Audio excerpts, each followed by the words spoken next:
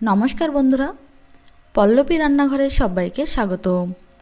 আজকের পর্বে আমি আপনাদের সাথে শেয়ার করছি একটা হেলদি আর টেস্টি পরোটা রেসিপি। এটা আমি পালং শাক দিয়ে বানিয়েছি। তো এটা বানানো কিন্তু খুবই সহজ। চলুন রেসিপিটি দেখে নেওয়া যাক। পালং শাকের পরোটা বানানোর জন্য প্রথমে আমি একটা কড়াই গরম করে নিয়েছি। এখন আমি এর মধ্যে দিয়ে দিচ্ছি 2 বড় চামচের মতো সাদা তেল। তেলটাকে আমি খুব ভালো করে গরম করে নেব। তেল ভালোভাবে গরম হয়ে গেলে এর মধ্যে দিয়ে দিচ্ছি 3 থেকে 4টে কুচনো রসুনের কোয়া আর দিয়ে দিচ্ছি 2 থেকে 3টে কুচনো কাঁচা লঙ্কা। এখন আমি রসুন আর কাঁচা লঙ্কাগুলোকে 10 থেকে 12 সেকেন্ডের মতো ভেজে নিচ্ছি।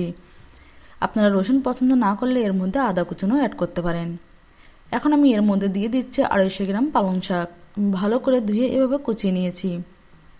আর দিয়ে দিচ্ছি এর মধ্যে এখন স্বাদ অনুযায়ী লবণ। তো পালং শাকগুলোকে আমি ভালো করে এভাবে মিশিয়ে নিচ্ছি।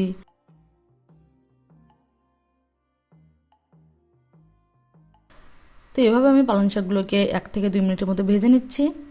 আর দেখতেই পাচ্ছেন পালং শাক থেকে কিন্তু জল ছেড়ে দিয়েছে। তো এখন আমি এর মধ্যে অ্যাড করে দিচ্ছি 1/2 চা চামচ শুকনো লঙ্কার গুঁড়ো, 1/2 চা চামচ ভেজে রাখা জিরের গুঁড়ো, 1/4 চা চামচ গরম মশলার গুঁড়ো আর দিয়ে দিচ্ছি 1 চিমটি হিং। এখন আমি এগুলোকে খুব ভালো করে মিশিয়ে নিচ্ছি। তো এগুলো আমি খুব ভালো করে মিশিয়ে নিয়েছি। এখন আমি এটাকে ঢাকা দিয়ে 1 মিনিটের মতো হতে দেব। 1 মিনিট পরে আমি ঢাকনাটা খুলে দিয়ে আরেকবার এভাবে মিশিয়ে নিচ্ছি। তো এটা আমাদের একদমই রেডি হয়ে গেছে। এখন আমি গ্যাসের ফ্লেমটাকে বন্ধ করে দিয়ে এটাকে ঠান্ডা হতে দেব। এখানে আমি একটা মিক্সিং জার নিয়ে নিয়েছি আর এর মধ্যে এখন আমি দিয়ে দিচ্ছি রান্না করে রাখা পালং শাকগুলো। এখন আমি মিক্সিং জারের ঢাকনাটা লাগিয়ে দিয়ে একটা স্মুথ পেস্ট বানিয়ে নিচ্ছি। তো দেখতেই পাচ্ছেন আমাদের পালং শাকের পেস্ট কিন্তু একদমই রেডি হয়ে গেছে। আমি এটাকে এখন সাইডে রেখে দিচ্ছি। এখানে আমি একটা মিক্সিং বোল নিয়ে নিয়েছি। এর মধ্যে আমি দিয়ে দিচ্ছি 2 কাপ পরিমাণ আটা। আপনারা চাইলে আটা আর ময়দা একসাথে অ্যাড করতে পারেন। এর মধ্যে দিয়ে দিচ্ছি 1/2 চা চামচ জোয়ান। পালং শাকের পেস্টটা এখন অ্যাড করে দিচ্ছি। এখন আমি সব কিছু একসাথে খুব ভালো করে মিশিয়ে নিচ্ছি। যদি আপনাদের জলের প্রয়োজন হয় তাহলে সামান্য জল অ্যাড করতে পারেন। তো আমি এখানে সামান্য জল অ্যাড করছি। তো এখানে আমি সামান্য জল অ্যাড করেছি। জল দিয়ে আমি ভালো করে এগুলোকে মিক্স করে নিয়ে একটা সফট ডো বানিয়ে নিচ্ছি। তো দেখতেই পাচ্ছেন আমাদের সফট ডো একদমই রেডি হয়ে গেছে। তো এটাকে আমি ঢাকা দিয়ে 15 মিনিটের মতো রেখে দেব। 15 মিনিট পরে আমি ঢাকনাটা খুলে দিচ্ছি আর এগুলোকে আমি আরেকবার এভাবে নিট করে নেব।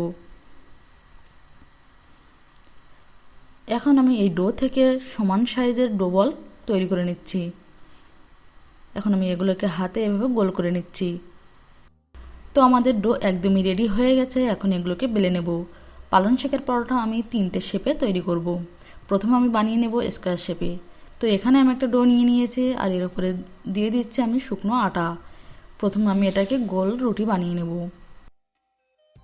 তো দেখতেই পাচ্ছেন এখানে আমি একটা রুটি বানিয়ে নিয়েছি।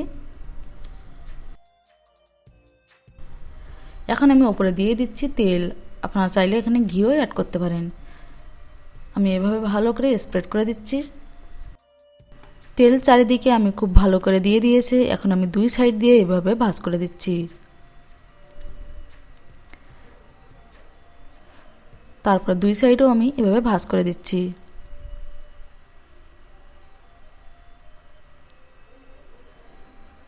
এখন আমি আবারও এর উপরে দিয়ে দিচ্ছি শুকনো আটা।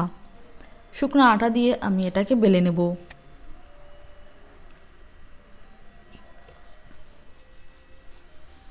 তো দেখতেই পাচ্ছেন আমাদের স্কোয়ার শেপের পরোটা একদমই রেডি হয়ে গেছে। আমি এটা প্লেটে তুলে নিচ্ছি। এখন আমরা বানাবো ট্রায়াঙ্গেল শেপের পরোটা। তো তার জন্য আমি একটা ডো নিয়ে নিয়েছি আর উপরে দিয়ে দিচ্ছি শুকনো আটা। এটাকে প্রথমে আমরা সেম প্রসেসেই গোল রুটি বানিয়ে নিচ্ছি। তো গোল রুটি বানিয়ে নিয়েছি। এখন এর উপরে দিয়ে দিচ্ছি তেল। এটাকেও আমি চারিদিকে এভাবে স্প্রেড করে দিচ্ছি, দিয়ে আমি এভাবে ফোল্ড করে দিচ্ছি। দেন আমরা আবারও ফোল্ড করে দিয়ে এভাবে ট্রায়াঙ্গেল শেপের পরোটা বানিয়ে নেব। এখন আমি এর উপরে দিয়ে দিচ্ছি শুকনো আটা দিয়ে এটাকে বেলে নেব।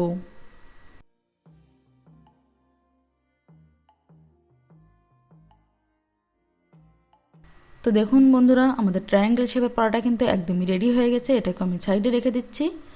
সেম প্রসেসে আমি একটা রাউন্ড শেপের পরোটা বানিয়ে নিচ্ছি।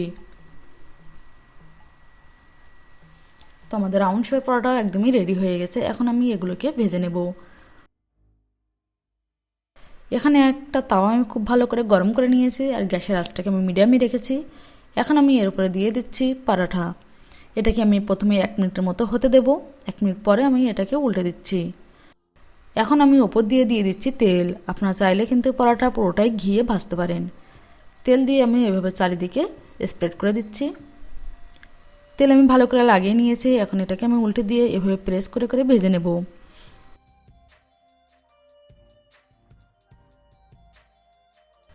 এখন আমি ওপর দিয়ে আবারও তেল দিয়ে এভাবে স্প্রেড করে দিচ্ছি। এটাকে আমরা গোল্ডেন করেই ভেজে নেব। তো দুটো সাইডে আমি খুব ভালো করে এভাবে গোল্ডেন করে ভেজে নিয়েছি। তো এখন আমি পরোটাটা একটা প্লেটে নামিয়ে নিচ্ছি। সেম প্রসেসে আমি সবগুলো পরোটাই কিন্তু ভেজে নেব এবং পরোটাগুলোকে আমি গোল্ডেন করেই ভেজে নেব। প্রথমে আমি 1 মিনিট হতে দেব, তারপরে আমি পরোটা উল্টে দিয়ে ওপর দিয়ে তেল দিয়ে দেব। তেল দিয়ে আমি ভালো করে স্প্রেড করে নেব। আমি এটাকে আবারও উল্টে দিচ্ছি। দ্বিতীয় সাইডেও কিন্তু আমি আবারও তেল লাগিয়ে দিচ্ছি। তো সবগুলো পরোটা সেম প্রসেসে গোল্ডেন করেই ভেজে নেব। তো দেখুন বন্ধুরা, আমাদের হেলদি টেস্টি ইয়ামি পালং শাকের পরোটা কিন্তু একদমই রেডি হয়ে গেছে। আপনারা যদি পালং শাক রান্না করে এভাবে পরোটা বানাতে না চান, তাহলে কাঁচা পালং শাক, আদা, রসুন, কাঁচা লঙ্কা মিক্সিতে দিয়ে পেস্ট করে পরোটা বানাতে পারেন। এই পদ্ধতিতে পালং শাকের পরোটা বানালে কিন্তু পালং শাকের যে কাঁচা গন্ধটা থাকে এটা কিন্তু একদমই থাকবে না। তো আপনারা এভাবে বাড়িতে ট্রাই করুন। গরম গরম পালং শাকের পরোটা আপনারা যে কোনো ধরনের আচার আয়তার সাথে সার্ভ করতে পারেন। খেতে কিন্তু দুর্দান্ত লাগে। তো রেসিপিটি কেমন লেগেছে কমেন্টস করে অবশ্যই জানাবেন। যদি রেসিপিটি ভালো লেগে থাকে তাহলে লাইক করবেন, শেয়ার করবেন। আর আপনি যদি আমার চ্যানেল নতুন হয়ে থাকেন তাহলে আমার চ্যানেলটিকে সাবস্ক্রাইব করার অনুরোধ রইল। পাশে থাকা বেল আইকনটি অবশ্যই ক্লিক করবেন, তাহলে আমার নতুন ভিডিও নোটিফিকেশন আপনারা পেয়ে যাবেন। আজ এ পর্যন্তই। আবার দেখা হবে নতুন কোনো রেসিপি নিয়ে। ততক্ষণ পর্যন্ত ভালো থাকবেন, সুস্থ থাকবেন। ধন্যবাদ।